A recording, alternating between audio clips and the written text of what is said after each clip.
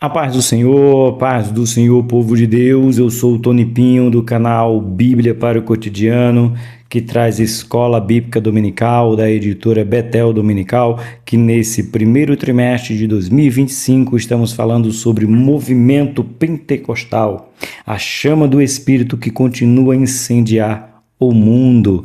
E hoje, irmãos, chegamos na lição de número 3. Meus irmãos, que lição maravilhosa! Eu debrucei sobre esse assunto, estudei, pesquisei, anotei, fui em outros sites, fui ver outros comentaristas. Nossa, esse assunto eu me apaixonei, porque eu já tinha lido, irmão, a história da Reforma. Eu estou falando sincero para você, a Reforma, Martim Lutero, né, as 95 teses, a briga que foi de Lutero, já tinha visto o estudo de Calvino, sim, né, a gente vai aprendendo sobre a reforma, só que a revista vai nos trazer o assunto da pré-reforma. E eu confesso que eu só ouvi falar. Sabe quando você ouve falar dos pré-reformadores, aqueles que motivaram Lutero, aqueles que mexeram, já foram contra o que estava acontecendo antes mesmo de Lutero? Eu só ouvi falar. Sou sincero, não me interessou muito o assunto, até que eu peguei a revista. Não é porque eu estou gravando, não. Eu comentei isso com o meu pastor Alex, com meu amigo e pastor Alex, comentei isso com os irmãos da nossa igreja, disse, irmãos, que maravilha! Ouvir que teve outros homens que se moveram contra o jeito que a Igreja Católica estava conduzindo o povo de Deus. E aí, mergulhei fundo, irmão. Mas fui. E o pastor Wilde está de parabéns. Aprendi coisa que eu só tinha ouvido falar. Sabe como o Jó diz? Antes os meus ouvidos ouviam falar, hoje os meus olhos veem. Pois é. É a lição de número 3, que será aplicada na sua igreja no dia 19 de janeiro. O título é A Reforma Protestante, o reavivamento da fé e o retorno às Escrituras. Muita gente acha que a reforma só se deu por Lutero. E não foi. Lutero foi o nome, vamos dizer assim, mais conhecido, mas Lutero não foi o único. Lutero nem foi o primeiro e nem foi o último a lutar contra as práticas que estavam acontecendo dentro da igreja, tá? Não foi, né? Houve pessoas muito influentes e outras que não eram influentes, mas se posicionaram contra isso, contra as práticas da Igreja Católica Apostólica Romana. Vamos para a nossa lição?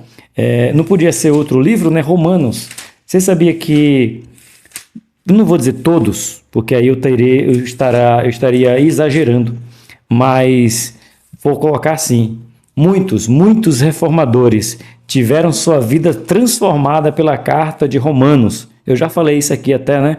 Uma vez sobre Augustinho de Hipona, né? Que foi transformado pela carta aos Romanos, o próprio Martim Lutero também, e outros pré-reformadores também, certo? Abre aí a sua Bíblia no livro de Romanos, capítulo 1, verso 17.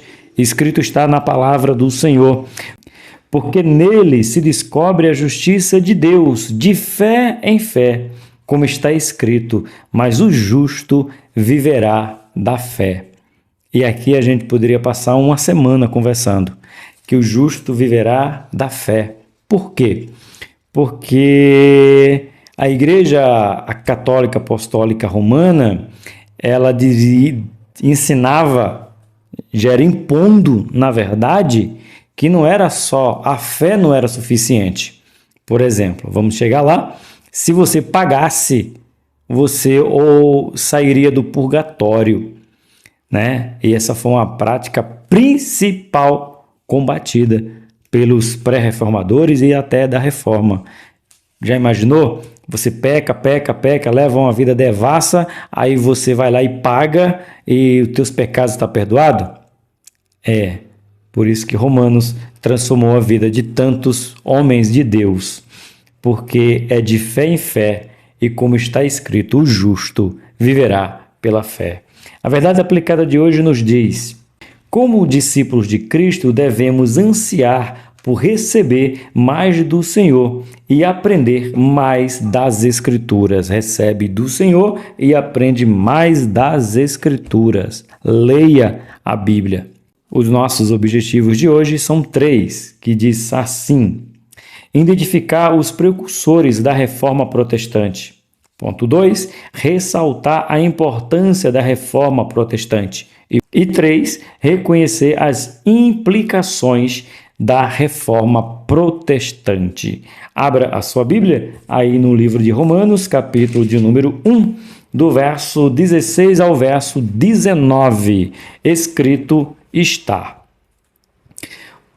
porque não me envergonho do Evangelho de Cristo, pois é o poder de Deus para salvar de todo aquele que crê, primeiro do judeu e também do grego, porque nele se descobre a justiça de Deus, e de fé em fé, como está escrito, o justo viverá da fé.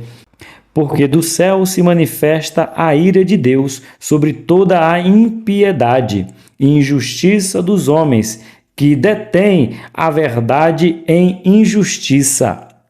A Igreja a Igreja Católica Romana detinham a verdade, mas não, tinham a verdade que era a Bíblia, mas não deixava a verdade aparecer. Ele está dizendo, ai daquele aonde tocou, os reformadores. 19, porque o que de Deus se pode conhecer, neles se manifesta, porque Deus lhe manifestou. Quem manifestou a graça, manifestou Jesus, manifestou a presença dele na terra como Deus é conosco, sendo suficiente. Os hinos sugeridos de hoje são 3, 205, 225 e 581. O motivo de oração de hoje nos diz: ore para que Deus continue levantando homens corajosos. É isso mesmo. Que Deus levante você como um atalaia, que seja você aquele que vai continuar a propagar a palavra de Deus como ela é. Oremos então. Soberano e eterno Deus, agradecemos a Ti por esta oportunidade, pela vida do pastor Oildes, que tem escrito esses comentários, pela vida da editora Betel Dominical. Agradeço a Ti pela vida dos alunos, professores, superintendentes, todos aqueles que participam da escola dominical.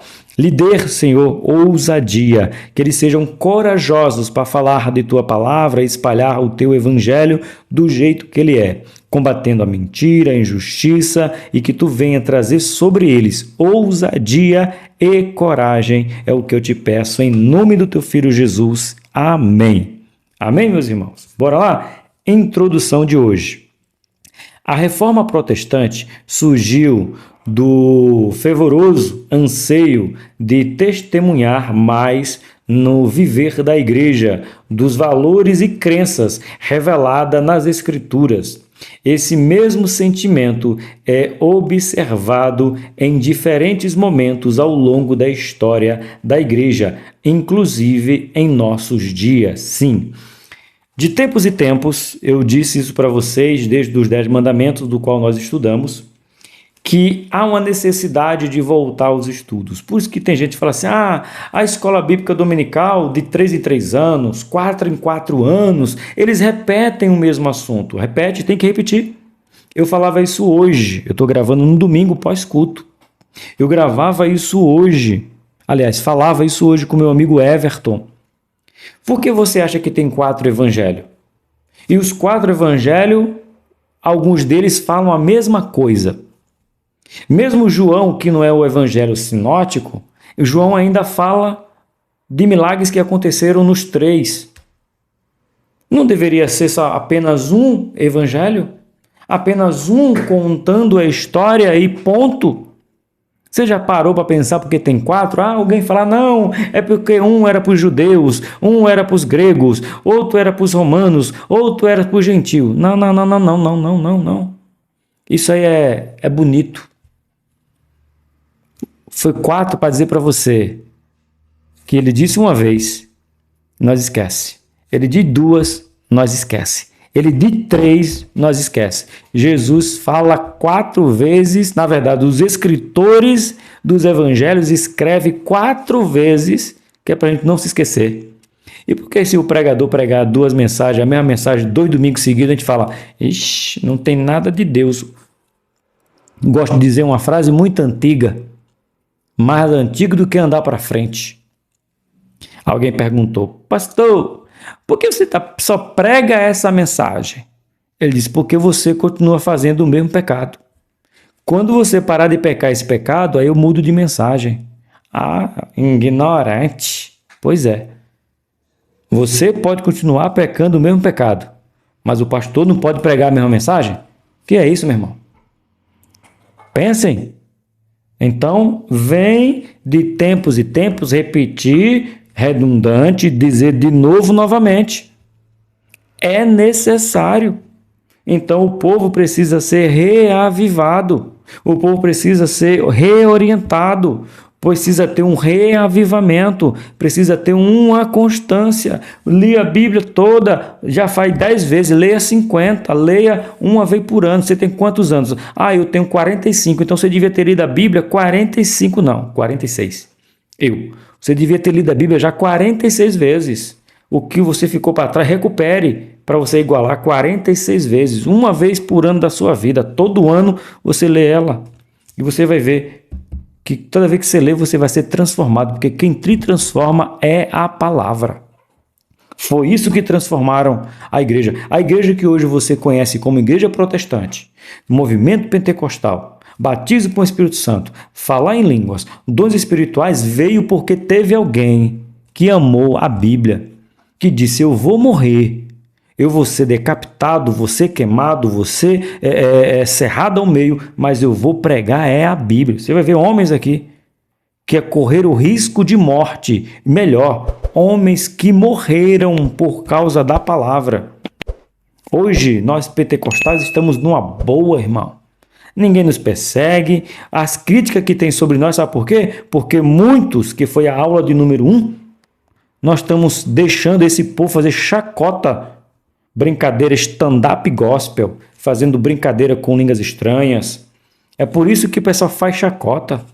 Mas, precisamos voltar à palavra. Precisamos olhar para a Bíblia e dizer, meu Deus, temos que continuar sendo crente. Bora, que hoje E hoje é uma aula técnica. Aula técnica hoje. Muitos pentecostais nunca ouviram falar dos pré-reformadores. Nunca. Muitos aqui, 3.000, 4.000, 5.000 visualizações está dando esses vídeos. Desses 4, 5.000 de pessoas que estão vendo esses vídeos, 100, 200, no máximo 500 pessoas ouviram falar desses pré-reformadores. Por quê? Porque acha que é somente rodar, girar. E diz aqui alguém que gosta, tá bom? Não é crítica, é um alerta. Precisamos aprender com a história da igreja. E vamos aprender hoje. Ponto de número 1. Os precursores da Reforma. A Reforma Protestante foi um dos avivamentos espirituais mais relevantes da história. Em 1517, o monge alemão Martinho Lutero elaborou 95 teses, cuja principal denúncia foi a venda de indulgências. Dá uma pausa aqui. Opa, faltou minha canequinha aqui hoje, Jesus. Minha canequinha. Venda de indulgência. Deixa eu dar uma parada aqui, porque eu tenho que tratar a maioria como se não soubesse. Tá bom? Indulgência. Aqui. Vocês sabem o que é indulgência? Mesmo que você não saiba, é minha responsabilidade ensinar. Indulgência era nada mais, nada menos do que você pagar para receber uma bênção. Ô, professor, o que você lembrou? Irmãos. E quando... Meu Deus, eu vou falar isso? Vou. Martim Lutero e tantos outros, John Husson, John Wycliffe, Savonarola, lutaram tanto para não se pagar para ter bênção. E aí a gente tem em pleno 2025 pessoas pagando para ser abençoada. Precisa ou não precisa de uma reforma dentro do pentecostalismo? Agora não é dentro da Igreja Católica que precisamos de uma reforma. Ixi, vai ter gente que não vai gostar, não. Nós precisamos agora de uma reforma dentro da Igreja Protestante. Por exemplo, nós protestamos quanto aos ensinamentos romanos. Agora nós precisamos protestar sobre os ensinos do pentecostalismo. As Assembleias de Deus, não generalizando, mas a grande maioria precisa passar por uma nova reforma. Porque tem crente pagando indulgência. Que é isso, professor? Só mudou o nome, irmão. Só mudou o nome. Mas tem crente pagando indulgência. Eu provo. Cadê? Eu não tenho nenhum aqui, né? Pagando pelo lenço ungido. Indulgência. Porque se você tem um lenço ungido, você é abençoado. Está pagando indulgência. Olha, lembrei de um aí que eu tenho. Um pastor aí, veio aqui para o Brasil, orou pelas canetas. E você sabe. Orou pelas canetas e disse que quem comprasse a caneta ia assinar grandes contratos. E vendeu assim, como água no deserto. Indulgência. Pagando para ter bênção. Dentro da igreja chamada protestante, viu? Não foi lá na igreja católica, não. Não foi na paróquia, não. Foi numa igreja chamada Pentecoste. Se eu estiver errado, irmão, você pode colocar aí que eu faço questão de fixar o teu comentário. Você está errado, professor. Isso não acontece na igreja pentecostal, não. Estou falando, preste atenção, meu irmão. Não estou generalizando. Eu estou dizendo que tem. E sabe qual é o pior? Que dentro das Assembleias de Deus, de Ministério de Madureira, do qual a maioria de nós fazemos parte, tem os movimentos estranhos. Arca da Aliança entrando no culto, eu vi, não foi que me disseram, eu estava assistindo ao vivo, quando uma igreja que um pastor aqui do Ministério de Madureira fez a entrada da Arca da Aliança dentro da igreja, eu vi, trazendo símbolo judaico para dentro da igreja como se Cristo não fosse suficiente. Eu vou dizer de onde e tu pesquisa aí, para tu não achar que eu estou mentindo, e também não vou falar o nome do pastor, vou falar o nome da cidade, Mauá. Entrada da arca na cidade de Mauá, Assembleia de Deus de Madureira, procura aí. Por que você acha que precisa ou não precisa de uma reforma no meio pentecostal? Pois é, irmãos. Indulgência paga dentro da igreja Assembleia de Deus. Tem. Se no der dízimo não é consagrado, indulgência. Eu não queria nem falar isso, não queria nem partir para essa vertente. Mas muitos irmãos, e vocês sabem, o pastor lá da Paraíba, não vou dizer o nome dele também, assembleano, Paraíba, pastor presidente da Paraíba, já disse bem claro, quem não dá dízimo não pode ser consagrado. Então, logo a consagração, quem dá não é o Espírito, tem que pagar para ser consagrado. Isso é dentro da Assembleia. Nós estamos muito acostumados a olhar a igreja de fora, olhar a janela, o tecido. Já viu aquela história, a Rose sempre gosta? Uma história antiga, que uma mulher mudou para uma casa nova e quando ele sentava para a família, dava ter uma janela e dava para ver a área de serviço da outra casa. E todo dia que ela sentava com a família, ela dizia bem assim, nossa, que mulher relaxada, olha que pano sujo, olha que lençol sujo, no varal, né? Todo dia ela reclamava que o lençol estava sujo, que aquela mulher era uma relaxada, que não limpava, botava roupa no varal suja, não lavava a roupa dos meninos, tudo suja, porque ela estava olhando pela janela. Até que um dia, o marido dela pegou um paninho, pegou um álcool, limpou a janela. Quando essa mulher sentou para tomar café, disse aí, finalmente essa mulher aprendeu a lavar roupa. Olha como os lençóis estão branquinhos e limpos. Aí o marido dela disse, não foi ela que aprendeu a lavar roupa. Foi eu que limpei a sua janela que você não limpava. Que é isso, hein? Então está faltando os assembleanos limpar as suas janelas. Porque muitas vezes não é lá que está sujo. É aqui. Quem está falando é um assembleano, viu? Eu sou Assembleia de Deus, do Ministério Adebrais, campo do São Bernardo do Campo, da Igreja Adeinamar. Pastor Samuel Ferreira, pastor Oséias de Madureira, pastor Daniel Conrado. Eu não sou desigrejado, não, mas eu estou ensinando aqui a palavra de Deus. Tá? Aí, lhe dei a letra completa. Essas práticas levaram as pessoas a acreditarem na possibilidade de comprar da igreja a salvação, de viver e morrer. Vejamos alguns precursores desse importante evento histórico. Bora ver? Alguns. O primeiro, John Wycliffe. Talvez a pronúncia não esteja correta, mas é isso aí. John Wycliffe, escuta só esse cidadão, olha o que ele aprontou antes de Lutero, viu? Muito antes de Lutero. Lutero fez a reforma em 1517. Esse moço, ele já estava causando problema em 1410.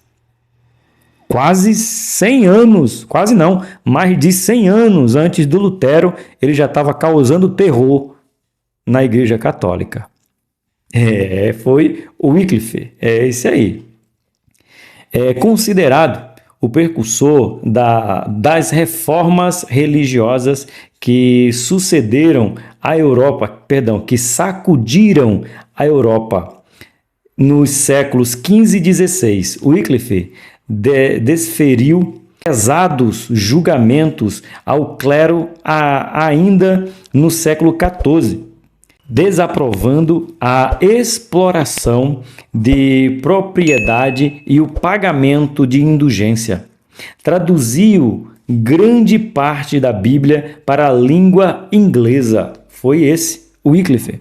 Ele causou, irmãos, ele começou a causar e trouxe um grande problema. E ele era professor da faculdade de Oxford. Lembrando, quem não conhece a faculdade de Oxford, é uma faculdade de muitos anos, muitas décadas, muitos séculos. E lá nasceram alguns homens que mexeram com a estrutura da Igreja Católica. Lembrando que a faculdade nasceu e era uma faculdade católica, né? Uma faculdade religiosa, e depois foi abrangendo para todo o mundo. Escute só um pouco mais sobre o Wycliffe. Sobre Wycliffe, um dos precursores da reforma, era professor de Oxford. Conhecendo a palavra de Deus e desejando salvar seu país da tirania papal, escreveu tratados em defesa da verdadeira fé e também traduziu quase toda a Bíblia para a língua inglesa. Uma pausa aqui, ó. Para a língua inglesa. Lembrando que Antigamente, literalmente, a Bíblia era apenas em latim. E nem todos os padres, veja bem, nem todos os padres, eles sabiam falar latim. Então, eles falavam mais dos dogmas, dos costumes da Igreja Católica, do que propriamente dita da Bíblia. As porções que os padres tinham entendimento eram pouquíssimas, até para ele, quanto mais para o povo. Pois é, aí quando eles começam a ler a Bíblia do jeito que ela é, sem interferência, os que podiam estudar, os que poderiam investir, como o Wycliffe, e começa a traduzir para a sua língua, para o inglês, a mente começa a abrir e começa a libertar o povo de uma escravidão literária. Essa é a palavra. Aqui, ó, tudo tendo como base a Vulgata, lembrando que era da Vulgata que era a tradução, né? As cópias das Bíblias foram objeto de grande queima pública em 1410 a 1413, com pelo menos 70 delas existem até hoje. Olha o que a Igreja Católica fez. O Wycliffe traduziu a Bíblia. Não sabe quantas cópias que ele fez, porque a Igreja Católica pegou ele, disse que ele era um herege, e diga de passagem se você não sabe, todo herege considerado pela Igreja Católica tinha uma punição, e a punição era pena de morte. E a morte era a morte mais cruel que tinha, queimado. Eles eram queimados vivos. E nesse caso, não foi apenas o Wycliffe que foi levado para ser queimado. As suas Bíblias, irmão, ele apenas traduziu a Bíblia. Tu tem noção desse homem 100 anos antes de Lutero? Ele foi queimado e as suas cópias da Bíblia, Bíblia, irmão, queimaram a Bíblia, a Igreja Católica queimou a Bíblia, porque não queria que o povo conhecesse a verdade. Sobrou aqui, 170 delas, né, até hoje, a fim de extirpar o mal pela raiz, quando que chamava de heresia. Os líderes religiosos reuniram-se em Magma, Assembleia em Praga, em 16 de julho de 1410 e promoveram enorme fogueira em que foram queimadas mais de 200 preciosas obras de Wycliffe. Aí você acha que essa briga pela Bíblia vem de hoje, querendo trazer a Bíblia para ser inclusiva de todos? Não, irmão. Algumas pessoas na idade medieval, chamada a Idade das Trevas da Igreja, queimavam a Bíblia. Eles mesmos, os próprios católicos que pregavam Jesus, queimavam a palavra de Jesus, que era para o povo não ter sabedoria. Certo? Bora falar de outro. O nome dele é John Russell. Outro também. Esse aqui também causou alvoroço na Igreja Católica. E esse aqui, irmão, não foi poupado também não, viu? Esses aqui tem, irmãos, você acha que o quê? Você está com a Bíblia na mão hoje, tem acesso, eu tenho algumas aqui, 1, 2, 3, 4 de estudo, Bíblia normal. Deixa eu ver se eu tenho mais. Eu tenho mais um aqui, 5, 6. 7, 8. Só aqui nesse espaço, 9. Só aqui eu tenho 9 Bíblia. 10. Pronto. 11, 12, 13. Pronto, achei as Bíblias. Irmãos, não tinha Bíblia assim não, irmão. Hoje nós temos acesso para ler a palavra de Deus a hora que a gente quer, quando quer, no celular, no tablet, na TV, aonde nós quiser, irmão. E a gente não lê. Irmãos, tá aí, esse John Russell foi outro que causou problema para a Igreja Católica e pagou com sua vida. Sim, escutem. Este precursor da reforma era um gigante da fé. Com sua total confiança nas Escrituras, Russell manifestou sua discordância com os sacramentos, com os sacerdotes que afirmavam ter o poder de mandar pessoas para o inferno. Mesmo vivendo uma vida piedosa, o fervor do Espírito sobre Russell despertou a atenção dos líderes da igreja, que o viam como um anátema, um maldito. Pois é, um homem piedoso, um homem com fé, um homem que quis apenas ensinar, viver pela fé. Romanos capítulo 1, né? O justo viverá da fé. E eles disseram, não, vão matar. Porque Russell, principalmente esse aqui, ele dizia que a igreja não tinha poder para dizer quem ia para o céu ou para o inferno. Ou pior, a igreja se nomeava na autoridade de tirar qualquer pessoa do purgatório. Era só pagar. Vamos conhecer um pouquinho mais de Rus. Assim, vencido pela inabalável firmeza de Rus, seus algozes atearam fogo na lenha. Enquanto as chamas cresciam, Rus cantava em alta voz: Cristo, Filho de Deus vivo, tem misericórdia de nós. Depois, não podendo mais cantar por causa do furor das labaredas, passou a orar até render o espírito. Os inimigos da verdade queimaram na mesma fogueira as roupas de Rus e lançaram no rio suas cinzas. Mas o clarão daquela fogueira jamais se apagou. E Rus dá uma declaração sensacional, dizendo: hoje vocês queimam um ganso, mas amanhã virá um cisne que vocês não poderão queimar. Rus foi queimado porque foi contra o papado. Foi contra esse movimento de poder mandar prender e soltar. A igreja se perdeu, na opinião de Rus, entre outras coisas, quando ela se envolveu muito mais com o Estado político, do que quando ela se envolveu com a graça de Deus. E o terceiro ponto vai falar de Savonarola.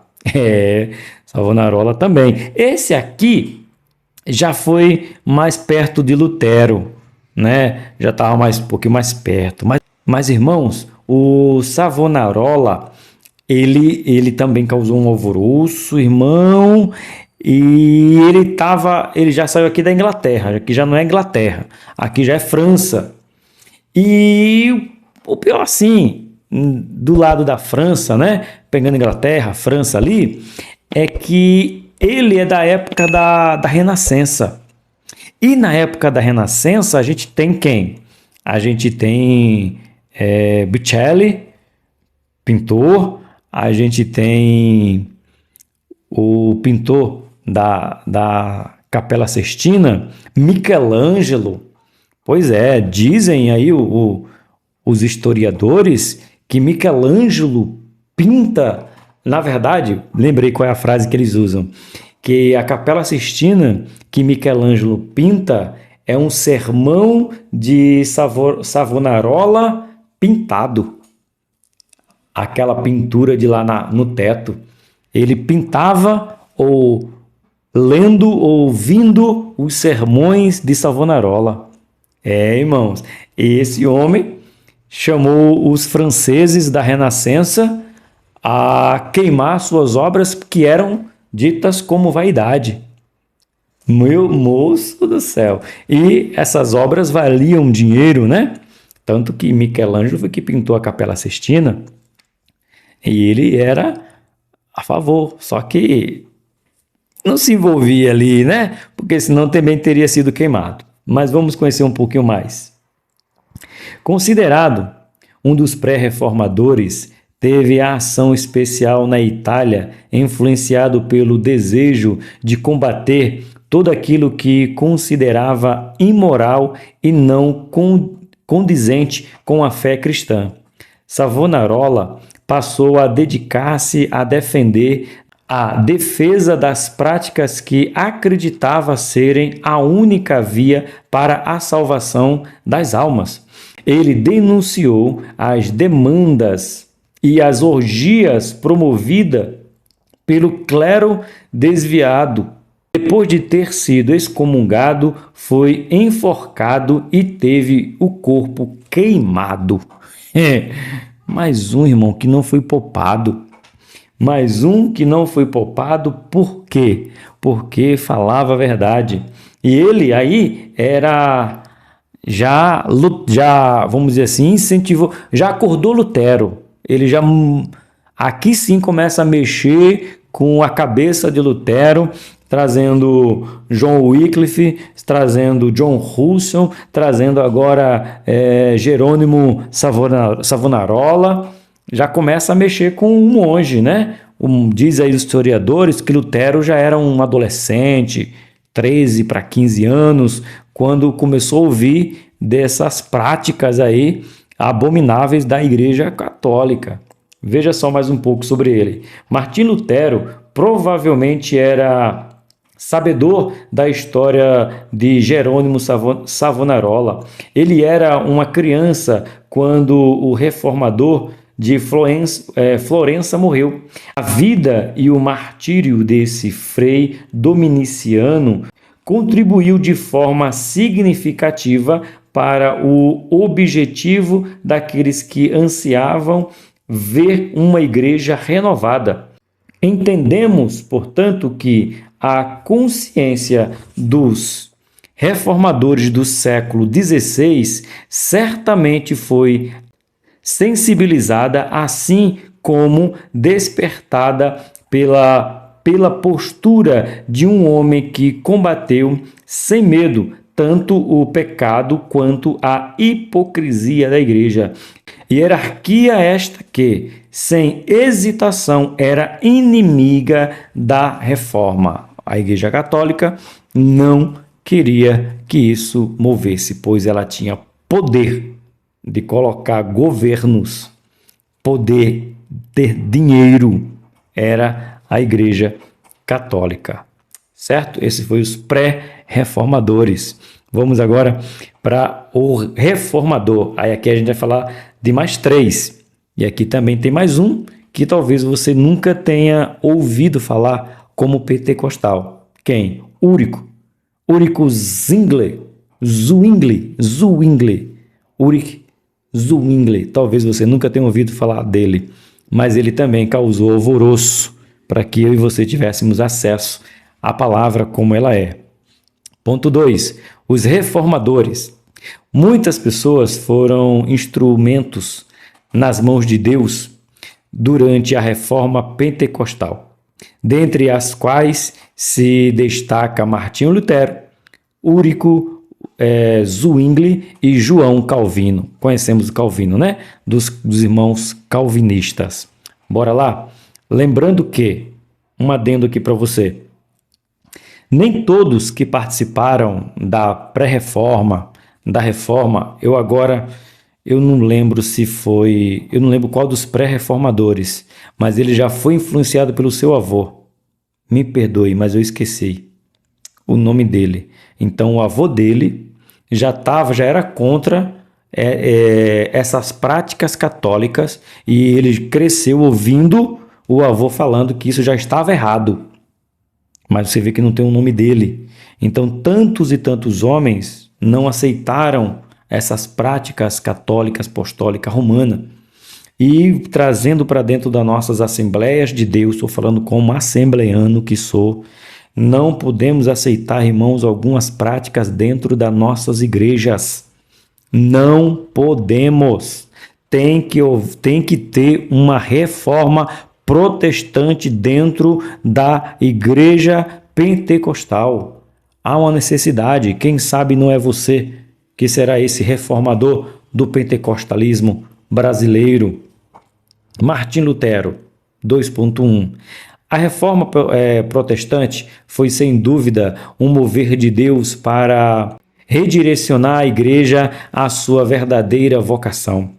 Iluminado pelo Espírito Santo, Lutero leu nas Escrituras: o justo viverá da fé, Romanos 1:17, que já lemos por 2 vezes. Ao perceber que a igreja romana havia se afastado do Evangelho, Lutero fixou suas 95 teses nas portas da Catedral de Wittenberg, iniciando assim a chamada Reforma Protestante.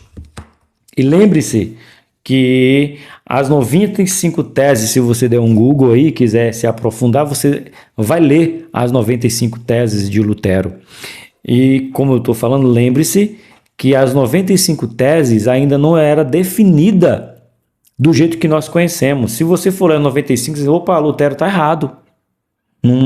Isso aqui não condiz com a vida pentecostal que a gente leva. Isso aqui não está bem claro para a gente. Sim, veja, Lutero ainda não tinha todas as clarezas do Espírito Santo sobre os textos e causou alvoroço, hein? Imagina se ele tivesse escrito essas 95 teses, pregado lá na porta da Catedral de Wittenberg, né?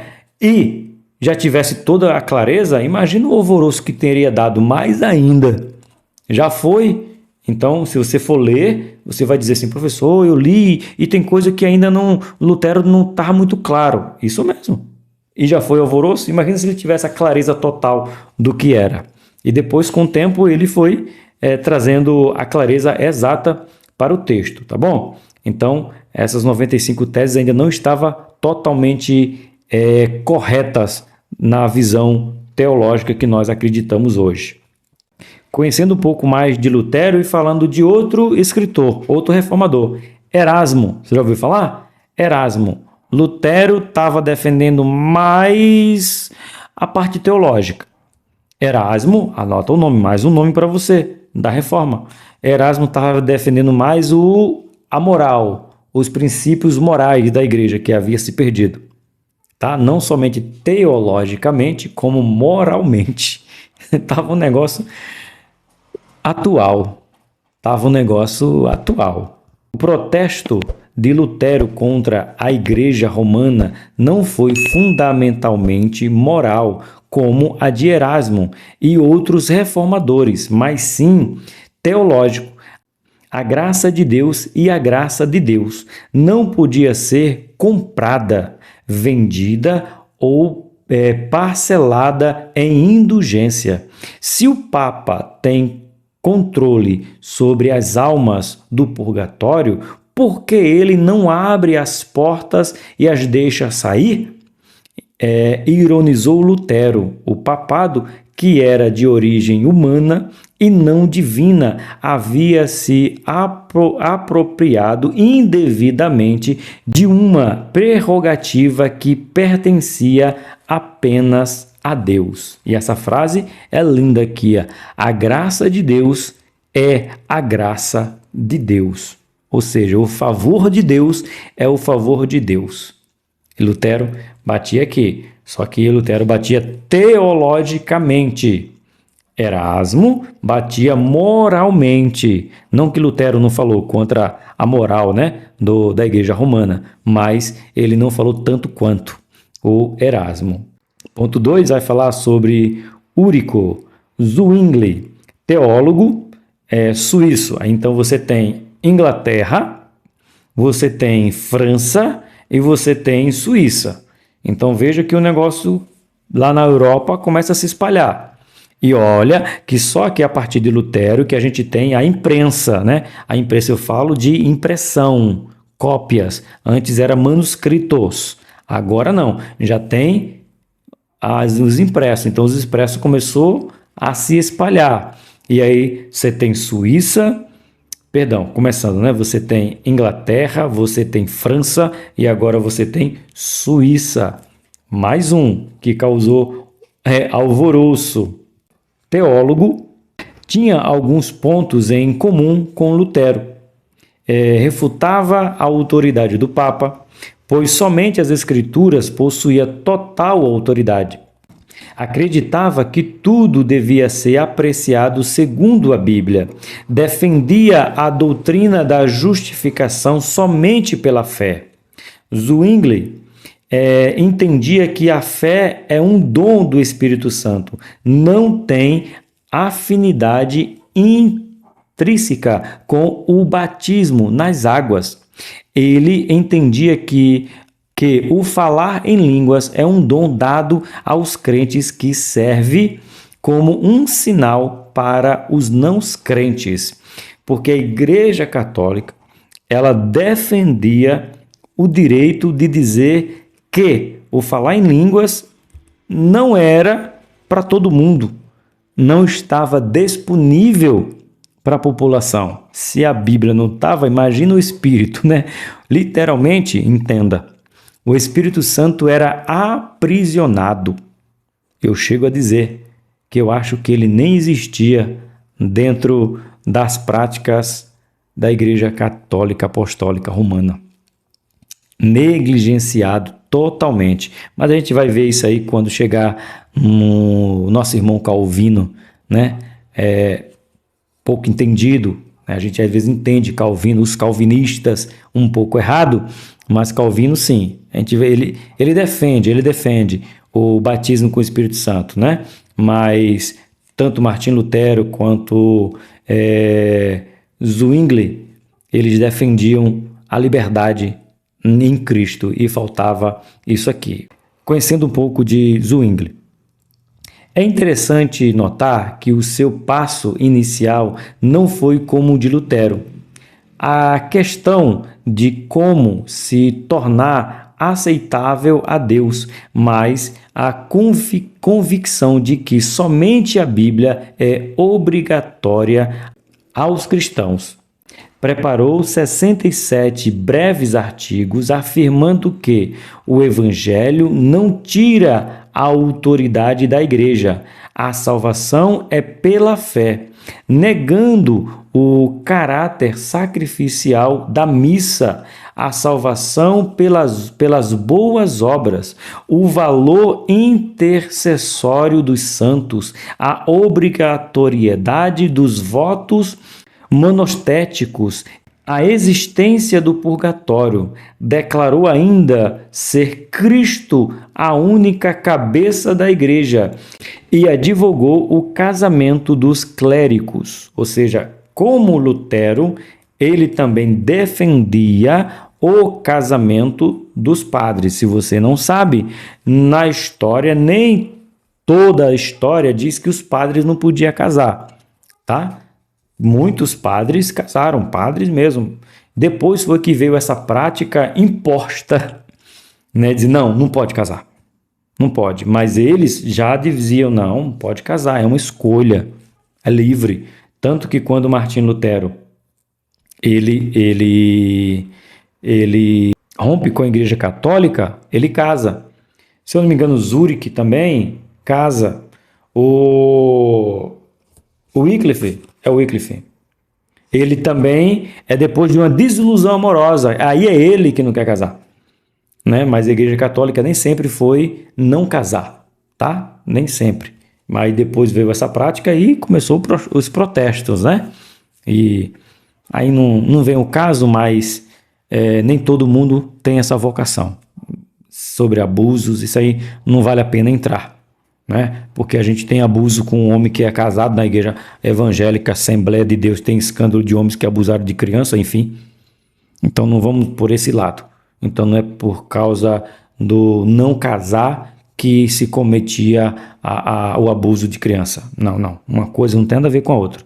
Porque se não fosse assim, não teria homens casados com mulheres abusando de criança. Então não vai por esse lado não, irmão. Isso aí não. É porque não casou, tá vendo? Se tivesse casado, não era abusador. Mentira. Uma coisa não tem nada a ver com a outra. Pode ser potencializado?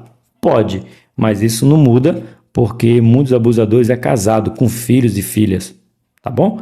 Então não era por isso que ele queria não. Eles queriam ter uma companheira, como Lutero teve no seu final de sua vida. E Zwingli lutou com isso também. E todos eles entendiam que isso aí nem todos podem ter. Certo? Bora falar de Calvino? Bora. João Calvino. Vamos lá. Calvino deixou como legado uma das mais significantes produções literárias do século XVI. Alguns o criticam injustamente, dizendo que ele não deu a atenção necessária ao Espírito Santo em seus escritos. Entretanto, ao ler a obra de Calvino, vemos que ele deu atenção direta à pessoa do Espírito Santo, ao abordar assuntos referentes às demais áreas da teologia sistemática. Se tem uma coisa que Calvino fez e fez bem feito e deixou para nós, tá ali, talvez a câmera não esteja pegando. Aquele livro azul ali, ó, Teologia Sistemática de Wayne Grudem, tá lá. O que o Wayne Grudem está fazendo, o Calvino fez. Ele sistematizou o estudo. E alguns Pentecostes diz que Calvino não deu atenção ao Espírito Santo. Meus irmãos, não é uma verdade. Porque Calvino, quando ele começa a sistematizar a Bíblia para facilitar o estudo, para você que não sabe, assembleano, o assembleano que não sabe, a Bíblia nesse formato que a gente tem, isso aqui é novo, gente. Isso aqui não é velho. E que é o que eu falo? Capítulos, a pessoa pega um versículo e quer tornar em doutrina. E a Bíblia não é feita em versículos. A Bíblia não é feita nem em capítulos. A Bíblia é feita em livros, do começo ao fim. E aí, quando chega aqui em Calvino, ele faz essa sistematização dos estudos para facilitar a nossa vida. Então, ele não negligenciou o Espírito Santo, mas ele falou de forma teológica para a gente. Eu anotei aqui e traduzi para vocês. Primeiro, teotologia. Sabe o que é? Está aqui, estudo de Deus. Quando nós vamos estudar Deus, professor, estuda Deus, está lá, na minha teologia sistemática está lá. O que é estudar Deus? Estudar os feitos de Deus, os nomes de Deus, os atributos de Deus. Então, quando a gente estuda Deus, não é dessecá-lo, é estudar o que ele fez, o que ele deixou, os escritos dele, tá? E Calvino fez isso. Outra, soterologia. O que é soterologia? A doutrina da salvação. Ele sistematizou tudo que tem sobre salvação, ele fez sistematizado. Onde é que tem primeiro texto sobre salvação? Em Gênesis capítulo 3, verso 15. Quando ele diz, e porém inimizade entre ti e a semente da mulher contra a serpente, ele não proferia essa palavra, então aí é salvação, que a salvação viria da semente da mulher, e veio de Maria, a semente da mulher, que foi Jesus. Então ele sistematizou. Aí a pergunta, para falar da doutrina de Deus, sem o Espírito Santo você não consegue. Olha ele falando do Espírito Santo aí. Para falar de salvação, soteriologia, é através do Espírito, né? Que o Espírito nos convence da justiça, aliás, do pecado, da justiça e do juízo. Veja como foi injusto com Calvino. Outra, eclesiologia, estuda sobre o quê? A eclesiologia. O que é isso, professor? Estudo da igreja. E a igreja nasce a partir de onde? Da descida do Espírito. Então, como é que Calvino não falou do Espírito? Você entende? Que às vezes precisam aprofundar um pouco mais, né? Para a gente poder entender. E o último estudo que ele sistematizou foi justamente falar do Espírito Santo, que é a pneumatologia. Se trata de falar diretamente do Espírito Santo. Então, os nossos irmãos calvinistas, se não querem falar do Espírito Santo agora, é porque não querem. Mas Calvino fez questão de falar. Tá aí, foi tudo ele que fez isso aqui, sistematizou para nós. Certo? Continuando, não é sem motivo que ele é chamado pelos estudiosos modernos de o teólogo do Espírito Santo, pois foi o primeiro a se sistematizar de forma clara o ensino bíblico sobre o estudo. É isso aí, foi o João Calvino. E depois vem o Hermínio, né? O que nós acreditamos no arminianos, né? Na teologia de Armínio. Mas, enfim, aqui não é para hoje, não é para hoje, é para outro dia. Conhecendo um pouco mais sobre Calvino. Todos podemos concordar que Calvino e outros teólogos reformados interpretaram Paulo muito bem. Calvino destaca corretamente o papel do Espírito Santo na regeneração, na eficácia dos sacramentos, na justificação.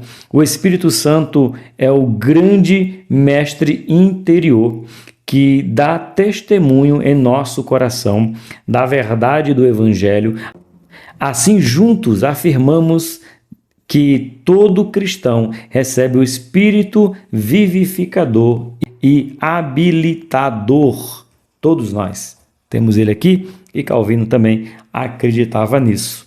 Bora para o ponto de número 3, implicações da reforma. Aí aqui a gente vai ver todo o que aconteceu, o que está acontecendo e se é necessário ou não. Eu defendo que a Igreja das Assembleias de Deus precisa passar por uma reforma para voltar para as Escrituras. Sola Escritura. Precisa. Ponto 3. A reforma protestante aconteceu em uma conjuntura de grandes mudanças sociais, políticas e culturais e econômicas na Europa, influenciando na formação dos estados modernos. Depois dela surgiram novas denominações cristãs. É aonde entra nós. O pastor deixou em destaque aqui uma frase, olha que legal. Muitas pessoas foram instrumentos nas mãos de Deus durante a Reforma Protestante, dentre as quais se destaca Martim Lutero, Ulrich Zwingli e João Calvino. É a pura verdade. Então, a gente tem aqui outras e outras e outras e outras e outras e outras e outras, e eu não me canso de dizer outras denominações que surgiram que mais atrapalha o reino do que ajuda. 3.1. O Espírito na vida de Lutero. Para Lutero, o Espírito Santo era uma pessoa admirável a ser apreciada e amada, e não um barulho a ser sentido.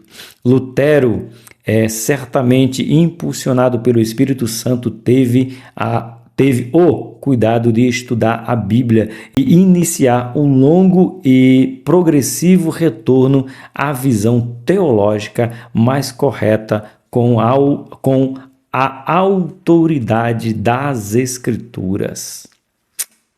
É isso aí. Para Lutero, a Bíblia era o livro do Espírito Santo. Eita! Dá para falar em língua, né, irmão? Dando aula. Olha aí. O veículo do Espírito, não apenas suas palavras, mas até suas frases são inspiradas, mesmo sendo escritas, por homens, mas vindas de Deus. Ele e outros reformadores enfatizam o caráter dinâmico da Bíblia. As passagens bíblicas eram consideradas eventos vivos que até agora o Espírito vivifica. Assim é possível sentir as palavras das Escrituras no coração. Tá, glória. Aleluia. Eita. 3.2. A salvação se fundamenta na fidelidade a Deus. É isso aí. Isso é o que nós acreditamos. Eu tenho medo que daqui a pouco se pregue nas igrejas pentecostais que já estão pregando. Sabe, aqui eu não sei se ele me assiste, o Alberes, pastor lá no Rio de Janeiro. É um pouquinho complicado, a gente estava conversando outro dia e infelizmente, né? Veja, eu estou procurando palavras para não tentar não falar o nome da igreja, né? Mas tem pastores, irmão, que falam bem assim: a salvação só está aqui. Se um pastor diz que a salvação só está aqui, qual é a diferença dessa igreja para a Igreja Católica Apostólica Romana, que diz que a salvação estava nela? A salvação, irmão, não está em nenhuma igreja. E tem protestantes dizendo que salvação só está lá. Então, tomemos cuidado, que essa é uma verdade que... Quer ver outra? Quer ver outra coisa pesada? Se você sair daqui, será amaldiçoado. Ou seja, mudou o quê? Do tempo da igreja do tempo medieval. Mudou em quê? Nada. Essas igrejas estão usando das mesmas prerrogativas da Igreja Católica, meu irmão. Só aqui tem bênção.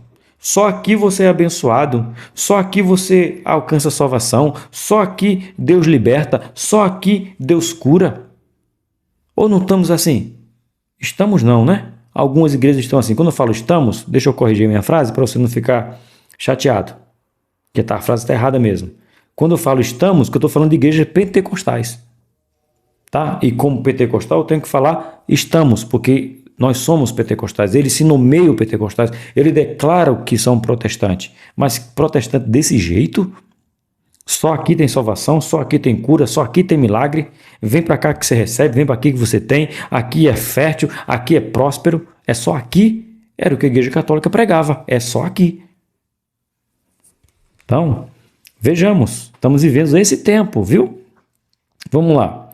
Lutero estava descontente com as práticas e a posição do clero a respeito da salvação. Ele via com tristeza a igreja defender a ideia de que a salvação não se dava pela fé apenas, mas pelas boas obras. Pregava-se, por exemplo, que a remissão dos pecados e a salvação da alma podia ser obtida por meio de remuneração em dinheiro. Esses foram os fatores centrais que levaram Lutero a posicionar-se contra a Igreja Reformada, né? A Igreja de Roma. Foi aí que ele disse: não pode, não pode. Outros homens já fizeram isso. E a gente está quase isso, irmão. Daqui a pouco a gente vai ver no nosso meio pentecostal irmãos dizendo que se fizer voto, se fizer propósito, se pagar, dá para tirar o parente do inferno, do purgatório. Daqui a pouco. A gente vai ver, só falta isso. Só é o que falta. Mais nada. Todos os outros a gente já está vivendo o que eles viveram. Só está faltando você dizer que você pode pagar, dar uma oferta para tirar o seu ente querido que não aceitou Jesus, que viveu longe de Deus, que não quis Deus, viveu uma vida devassa, viveu uma vida pregressa, e aí agora você vai aqui, você paga e tira ele de lá. Só falta isso. É o que falta, mais nada. Então, é uma aula extremamente necessária, uma extremamente de necessidade para nossas igrejas de hoje. As 95 teses de Lutero 3.3. Talvez Lutero não tenha imaginado que, ao fixar as 95 teses na porta do castelo alemão em Wittenberg em 1517, ele passaria a ser um dos personagens principais da história da igreja. As 95 teses alastrariam-se com rapidez pela Europa por conta do intenso uso da impressão do século XV.